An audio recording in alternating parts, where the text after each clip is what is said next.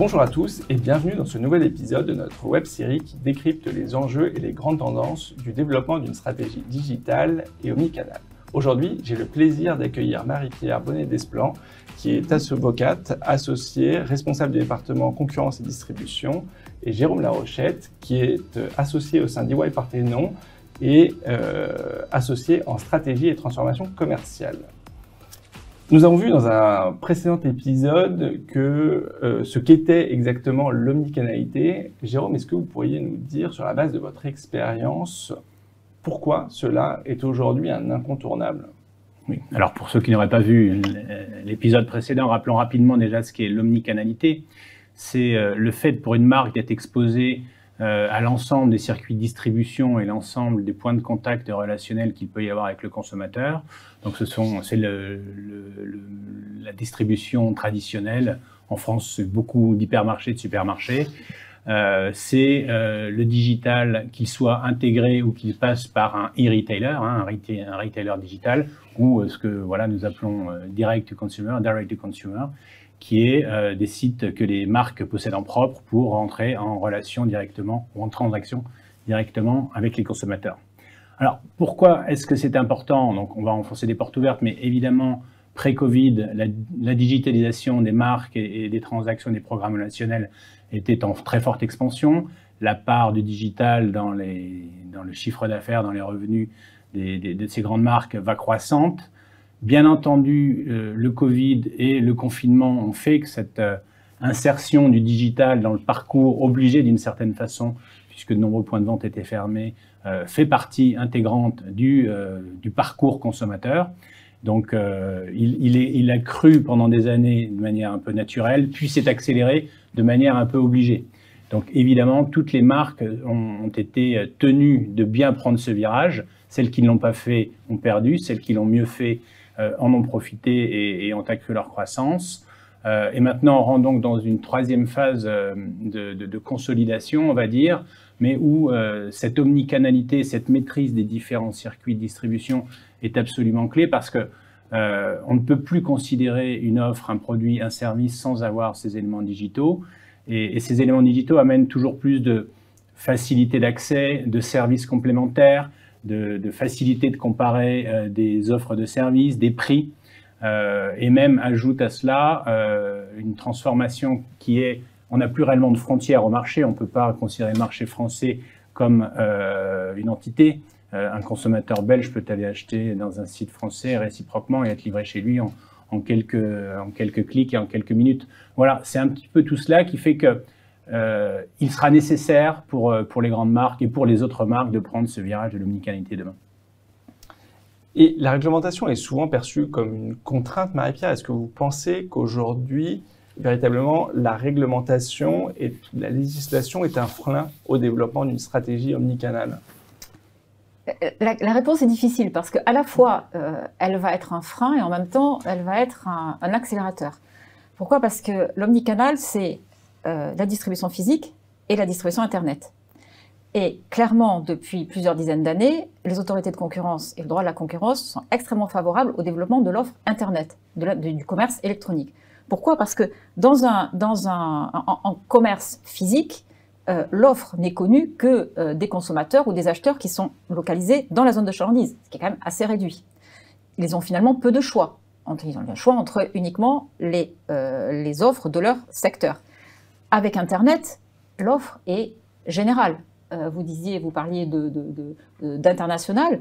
Un commerçant peut toucher des clients partout. Alors, dans le monde, c'est un petit peu compliqué, mais en tout cas, partout en Europe. Et là où le droit intervient, c'est que la première étape, c'est qu'ils ont harmonisé les droits de la consommation en Europe, de sorte que un consommateur allemand, puisse aisément acheter un produit en France avec le même niveau de protection qu'un consommateur italien puisse acheter aisément un produit en Espagne. Mais la difficulté que l'on a, c'est pas tellement le droit de la consommation, c'est le droit de la concurrence. Donc le droit de la concurrence qui veut absolument favoriser l'offre Internet. Et là, cela pose quelques problèmes aux entreprises pour intégrer cette offre Internet dans un réseau de distribution physique qui existe déjà. Nous avons vu que post-Covid, l'offre digitale est très importante, est devenue un élément essentiel de la stratégie des entreprises. Quelles sont les difficultés opérationnelles, Jérôme, selon vous, pour justement concilier cette offre digitale avec l'offre dans les magasins physiques? Oui, alors, les difficultés sont diverses.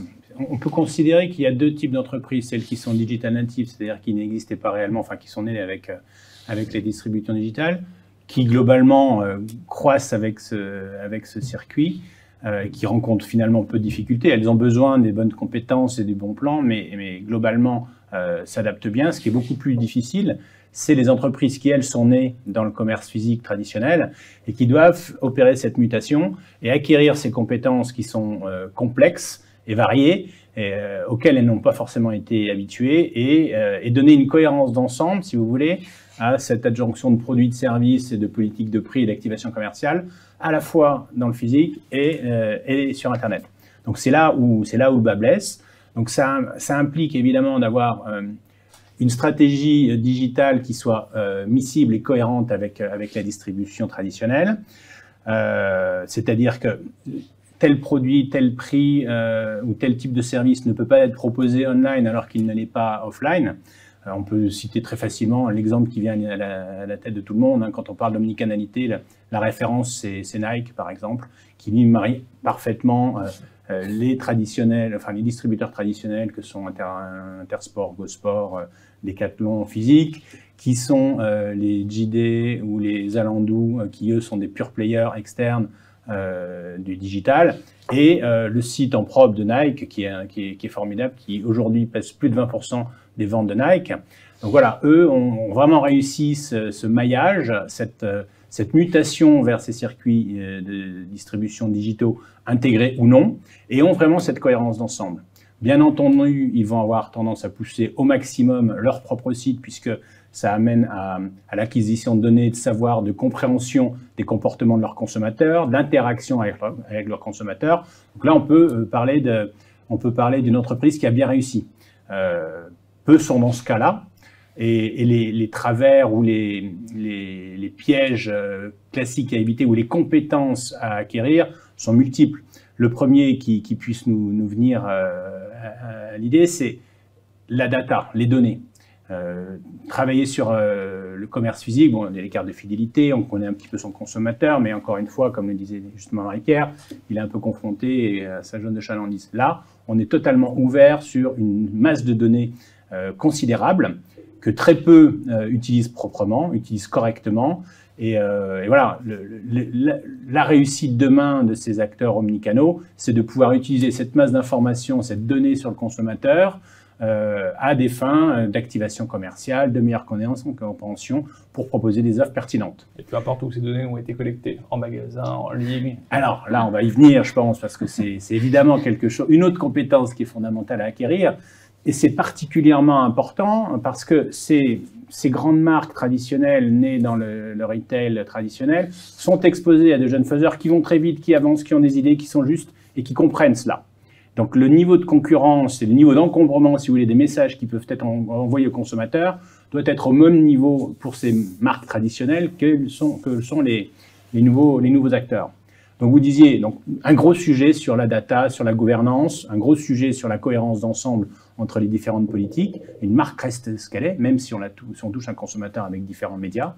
Et le troisième, évidemment, ce sont les sujets dont parle Marie-Pierre, qui sont d'ordre légaux. Je vois deux sujets principaux. Le premier, c'est la protection des données personnelles, et je pense que Marie-Pierre, vous y reviendrez. Et le deuxième, c'est le respect du droit de la concurrence. Donc là, on est dans un environnement, je vous le disais, qui est devenu régional. On travaille avec beaucoup de clients qui vendent des mêmes produits dans différents pays, avec différents retailers. On a des distributeurs qui s'associent les uns avec les autres pour négocier, qui s'approvisionnent dans un pays pour vendre dans un autre pays. Voilà, donc là, il y a tout un contexte légal qui a été harmonisé, certes, comme le disait Marie-Pierre, mais qui reste quand même très complexe. Et globalement, nos grandes marques, nos grands clients de la grande consommation ont du mal à suivre et à être toujours en certitude d'être complètement en ligne avec ces législations. J'aimerais bien revenir sur un point qui est celui des data. Alors effectivement, le commerce électronique, la base, c'est les clients, c'est les data, c'est les données. Quand on pense aux données, on pense données personnelles, RGPD, réglementation de la collecte, d'utilisation des données, etc. Il y a un sujet qui est moins souvent évoqué et qui est pourtant tout aussi essentiel. Ces données, à qui appartiennent-elles? Dans un réseau, par exemple, un réseau d'indépendants, un réseau de franchise, vous avez un franchiseur et des franchisés. Le fichier client, il appartient à qui? Il appartient au franchiseur ou il appartient au franchisé? Le jour où le franchisé quitte le réseau, il part avec ses données, le franchiseur peut continuer à contacter et à continuer à faire du commerce électronique avec les clients. Donc la question de la propriété des données, des data, est un sujet qui aujourd'hui, à mon avis, est insuffisamment considéré par les entreprises. Ce doit être organisé dans les contrats, mais c'est un point, voilà, on pense RGPD, mais je pense qu'il faut penser aussi, c'est une valeur, il faut savoir à qui elle appartient, qui peut l'exploiter. Donc ça s'organise dans un contrat. Je rebondis sur votre point, Marie-Pierre, je suis tout à fait d'accord avec vous. Et d'ailleurs, une des tendances également, et une des activités proches à venir pour nos grandes marques, ça va être la monétisation de ces données. À qui elles appartiennent certes, et qu'est-ce que je peux en faire, qu'est-ce que je peux en tirer, à la fois pour ma marque, mais à la fois comme complément de revenu, parce qu'on le sait, la data, c'est de l'or, hein, c'est la compréhension d'un consommateur. Et si je n'ai pas la capacité à aller acquérir ces data directement, voilà, auprès de qui je peux aller l'acquérir et à quel prix. Ouais. Merci infiniment à tous les deux pour votre éclairage sur ce sujet complexe mais passionnant. Et à très bientôt dans un prochain épisode de notre web-série.